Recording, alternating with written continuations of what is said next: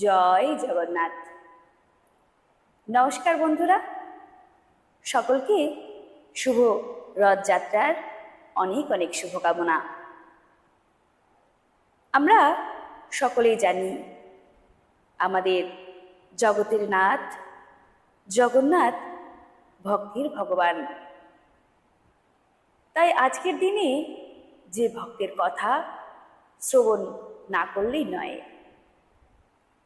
কারণ যে ভক্তের ভক্তিতে স্বয়ং জগতের নাথ বাধা পড়েছে, সেই ভক্ত ও ভগবানের কথা না শুনলে কি করে আমাদের এই রথযাত্রা শুভ হবে? তাহলে চলুন আজ আমরা সেই ভক্তেরই কথা শ্রবণ করি। ভগবান জগন্নাথের অসংখ্য ভক্তের মধ্যে ভক্ত শালবেগ এক অন্যান্য নাম। তিনি জন্মসূত্রেই মুসলিম পরিবারে জন্মগ্রহণ করেছিলেন, কিন্তু তার হৃদয় ছিল সম্পূর্ণভাবে জগন্নাথময়। তার অটল ভক্তি আজও পুরীর রথযাত্রার সঙ্গে অমর হয়ে আছে। কথিত আছে শালবেগের মা ছিলেন এক হিন্দু ব্রাহ্মণ বিধবা এবং পিতা ছিলেন একজন মুসলিম সেনাপতি।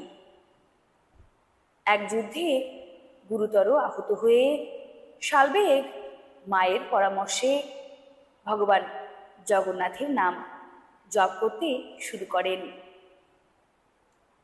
আন্তরিক ভক্তির ফলে তিনি অলৌকিকভাবে সুস্থ হয়ে ওঠেন। সেই দিন থেকেই তিনি তার জীবন শ্রী জগন্নাথের চরণে সমর্পণ করেন।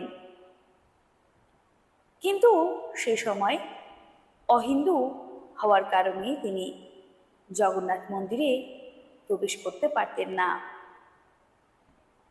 তবুও তিনি মন্দিরের বাইরে দাঁড়িয়ে অশ্রু সজল নয়নে ভগবানের স্তব ও ভজন রচনা করতেন।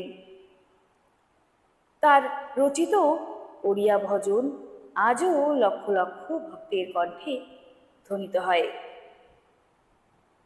এক বছর রথযাত্রার সময় তিনি বৃন্দাবন থেকে পুরীতে ফিরছিলেন।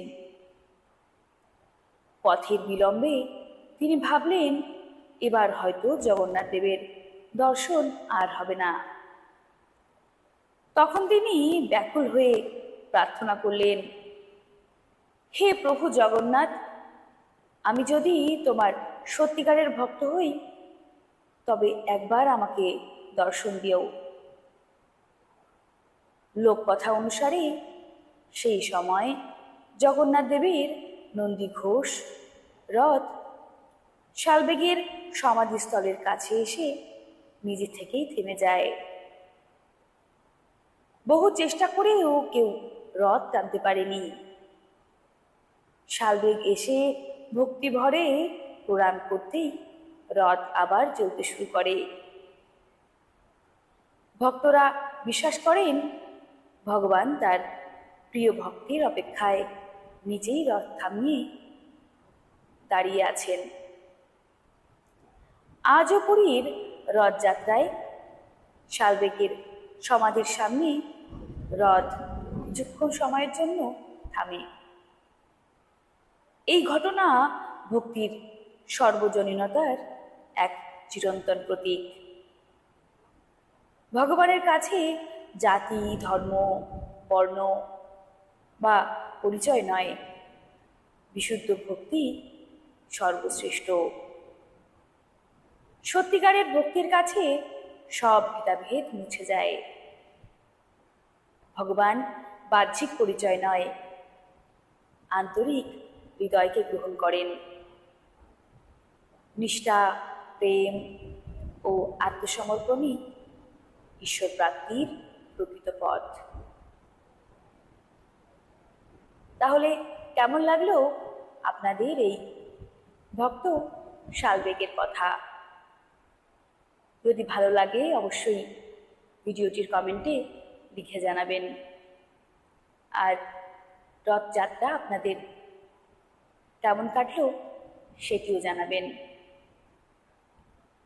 ভিডিওটিতে নতুন হলে অবশ্যই ভিডিওটিকে সাবস্ক্রাইব করবেন এবং ভিডিওটি শেয়ার করবেন, যাতে এই ভক্ত ও ভগবানের কথা সকলে জানতে পারে এবং হৃদয় ভক্তিময় হয়ে যায়। তাহলে চলুন আমরা সকলে মিলে প্রাণ করে বলি জয় জগন্নাথ।